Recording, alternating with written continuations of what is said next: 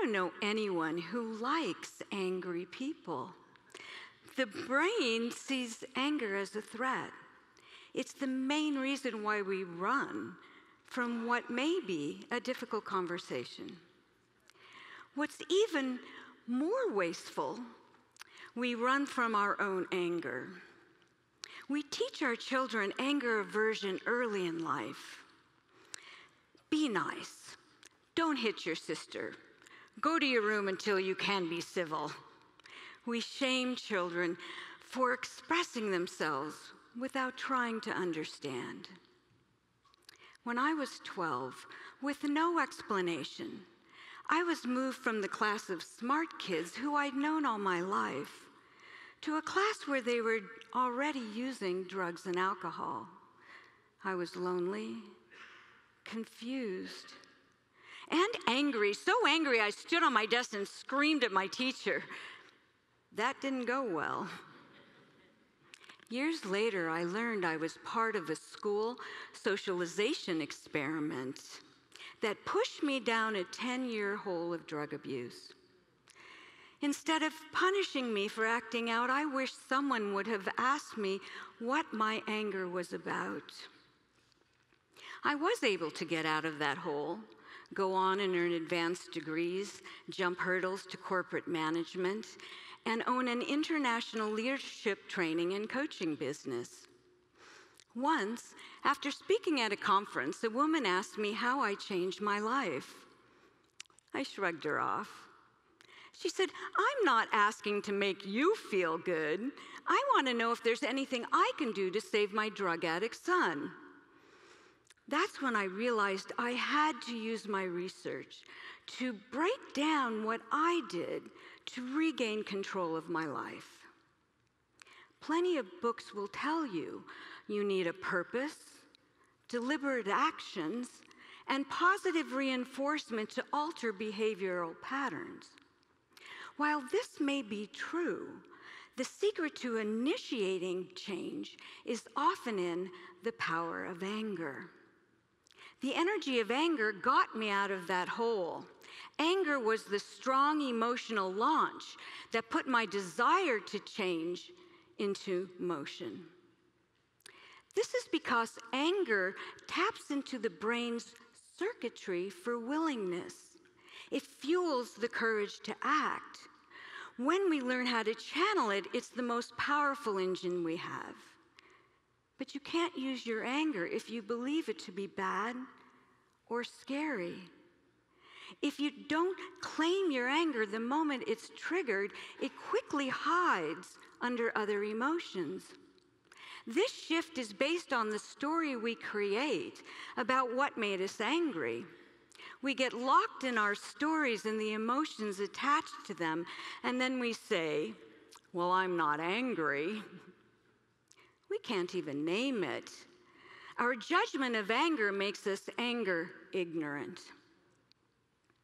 If we feel powerless, we surrender. In this story, we say, "Well, there's nothing I can do about it." We clench resentment in our hearts and we soldier on, full of reasons for tolerating what felt hurtful. "Well, I can't say anything. I'll be fired. It will hurt my team or my children." The excuses are never ending. On the other end of the scale is where we get stuck in a negative loop. We judge. They're jerks and stupid. And then we want everyone to agree we're right.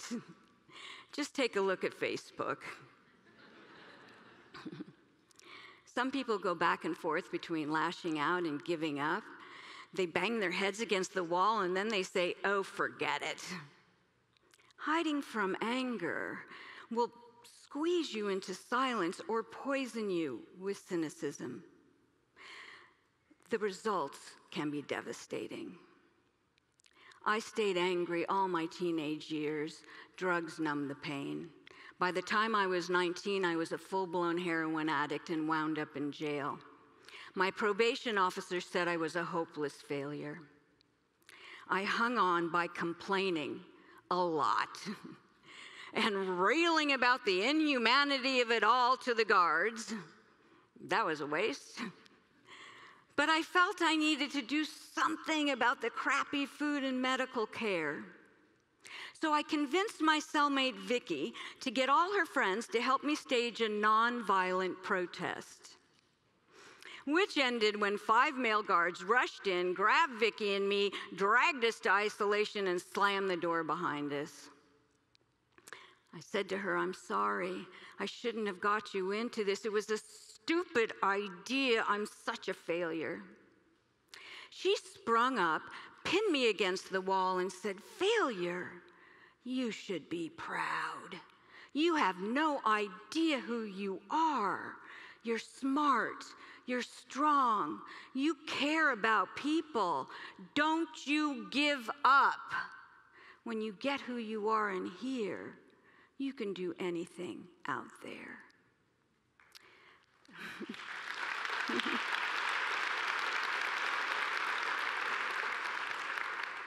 She was right. Who were these people who told me I wasn't good enough? I'll show them. 3 years after my release, I graduated summa cum laude from Arizona State University.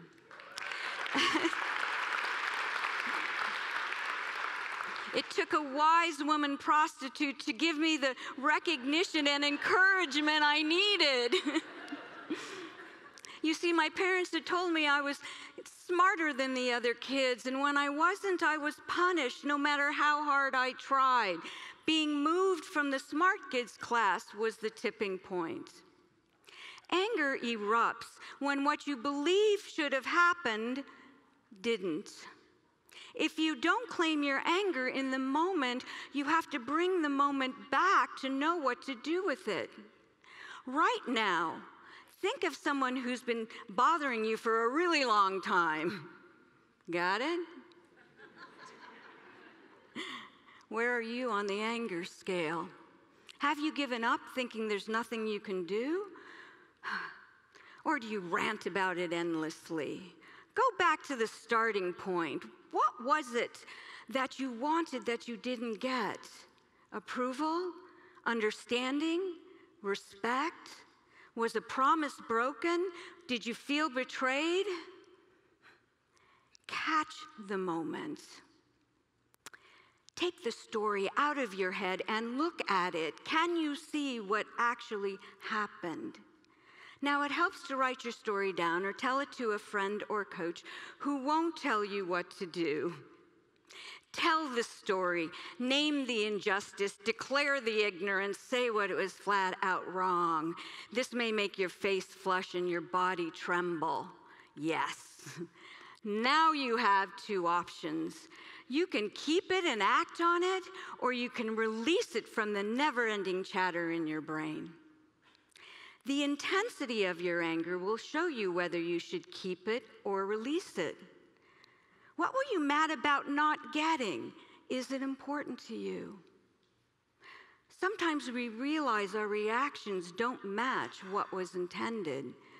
The school board meant to help. Your friend did not steal your promotion. My parents did love me. You can release it. Releasing it means you choose to feel something else when recalling the triggering event. Many of my clients work in toxic environments. When they feel their rage and resentment bubble up, they take out their phones and they look at their favorite pictures. It's impossible to be angry when you're laughing or feeling love.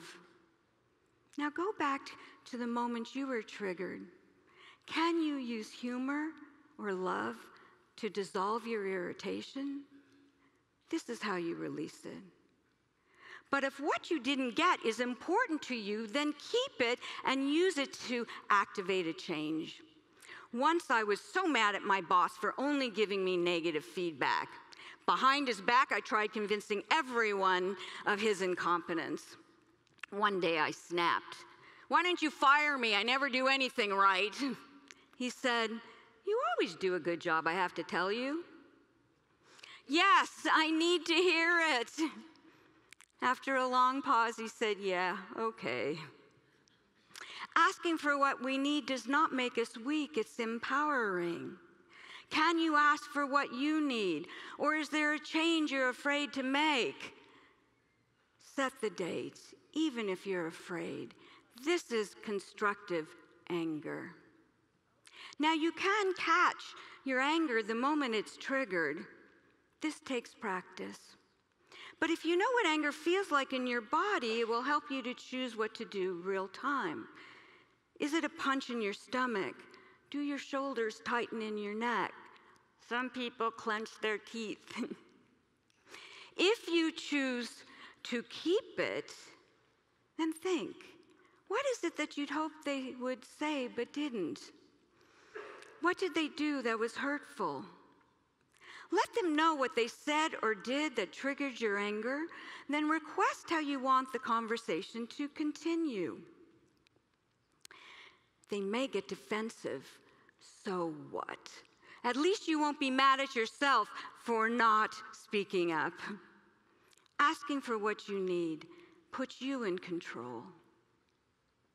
When you stop and look into your anger, you choose what to do instead of your emotions choosing for you. Anger kept me moving even when my resolve was tested. Through rejections I faced being a felon, the jobs I didn't get, the people who judged me. Then there was sexual harassment, betrayal by people I trusted, and physical damage from drug abuse. When hope is compromised, anger gives me the power to stand up for the life I want to create. Stop avoiding anger. It's not inherently ugly or dangerous. There's a hidden treasure inside. When you're brave enough to look at it, you will know whether you should release it or keep the energy and act. Thank you.